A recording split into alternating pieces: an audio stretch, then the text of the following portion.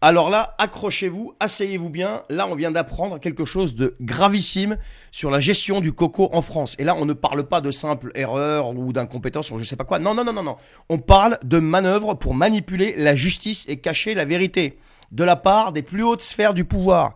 Il y a deux journalistes, je ne sais pas si vous avez suivi, Davet et l'Homme, qui viennent de sortir un livre explosif qui s'appelle Les juges et l'assassin. Il révèle que l'Élysée a carrément saboté l'enquête judiciaire sur la crise sanitaire. Il n'y a pas eu de coopération avec les juges et même des pressions directes pour contrôler ce qui sortait. On parle de quoi exactement là? On parle de témoins préparés comme des robots. On faisait répéter un texte avant de répondre au juge. Non mais c'est une dinguerie.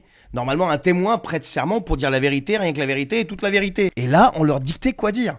Pire encore, les déclarations du président de l'Assemblée nationale de l'époque, le fameux Richard Ferrand, ont été relues par l'Élysée avant qu'il témoigne. Qu'est-ce que ça veut dire ça? Que son discours devait coller parfaitement à la version officielle de Macron, tout simplement.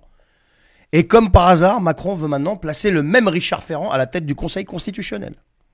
Ces petits arrangements entre amis, tout va bien, c'est la démocratie, c'est comme ça continue.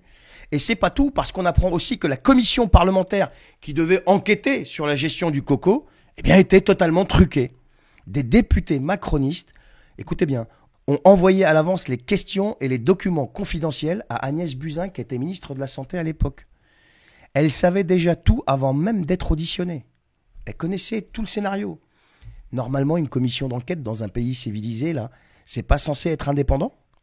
Là, on était carrément sur un simulacre, une espèce de théâtre, une mascarade, des mensonges à répétition, du haut jusqu'en bas.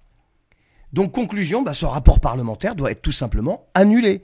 Il n'a aucune valeur. Et surtout, une vraie enquête doit être ouverte, parce que là, on ne parle même plus d'erreur, mais de mensonges, d'escroqueries assumées.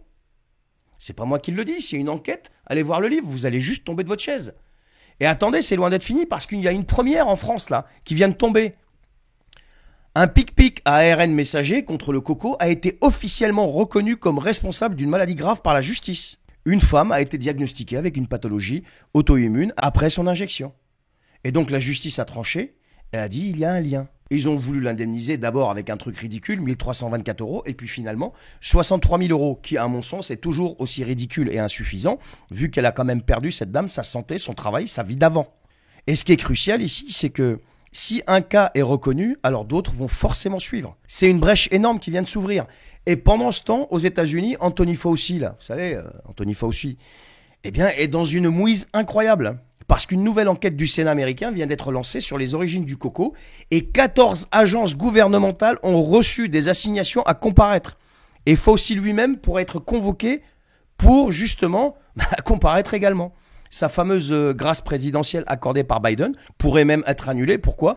Parce que Biden n'était peut-être même pas en état mental de signer un tel décret. Si ça tombe, Fauci sera encore face à la justice et il y aura enfin justice. La question maintenant, c'est en France, on fait quoi? Parce que si aux États-Unis, la justice rouvre les dossiers, ici aussi, alors, tout doit être mis sur la table. Véran et toute la clique, là, comment il s'appelle, l'autre Salomon et tout ça, là. Tous ces décisionnaires.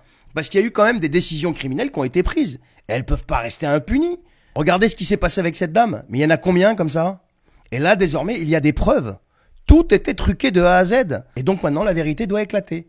C'est facile d'aller se moquer de ce qui se passe en Russie ou je sais pas où d'autres. Là, ici en France, là, le pays qui donne des leçons à la planète et à l'univers, faites éclater la vérité sur ce qui s'est passé. Il y a un livre enquête qui est explosif. Tout est dedans. Et c'est pas des mensonges. Et le pire, c'est le silence des médias sur ce livre. Pourquoi ils n'en parlent pas?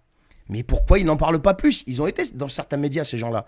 Davet et l'Homme. Mais pourquoi les médias ne rentrent pas dans l'art? Le boulot des journalistes, c'est de la recherche de la vérité. Rudi Reichstadt, Julien Pain, Mendes France, là. Qu'est-ce que vous faites, là? Les Conspiracy Watch. Qu'est-ce que vous faites? On attend, là.